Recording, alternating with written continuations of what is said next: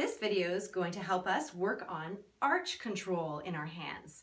So what I mean by arch control is the nice arches in our hands help us make a nice C formation or an O formation between our finger and thumb.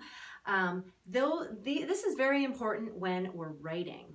So when we hold a pen, we want to have a nice O formation form in between our thumb and index finger. This is going to give us the most mobility in our fingers to form our letters, and this gives us the best control. Children who don't have good arch support will do patterns more like this. You'll see maybe a wrapped thumb position. And what happens when I'm in this position is now I'm forced to use a whole hand movement. And so I have to use my whole arm now to control to make a little tiny letter. And that's not very efficient.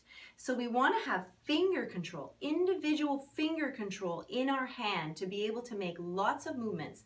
So we're going to have a nice stable hand on the table with our wrists down and supported. And we're going to use our fingers to form our letters.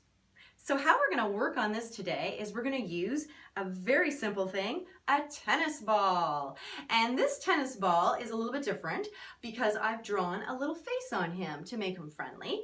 And I've created a little mouth here, as you can see. And what happens is when I open his mouth, I'm forced to use the arches of my hands. And the tennis ball, it involves quite a bit of strength, so it really helps to work on those arches. If your child is not strong enough to use a tennis ball, use a plastic ball like this. It's much easier to squeeze, and start with that. And what I have the children do is I have them rip up little pieces of paper. So if you have old scraps of paper or wrapping paper, roll them up into little balls and make little pellets for your little ball friend to gobble up. So as you can see, we have to use the arches in our hands to squeeze that ball to gather up those little pellets or pieces of paper.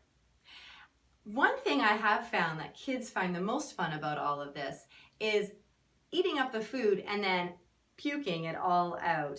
And if your child isn't able to use that tennis ball right away, but wants to try, get them to do it with two hands to puke up all those little bits of food that tennis ball ate up. So go find an old ball, draw a little face on it, make some little food, and gobble up all that food and work on those arches.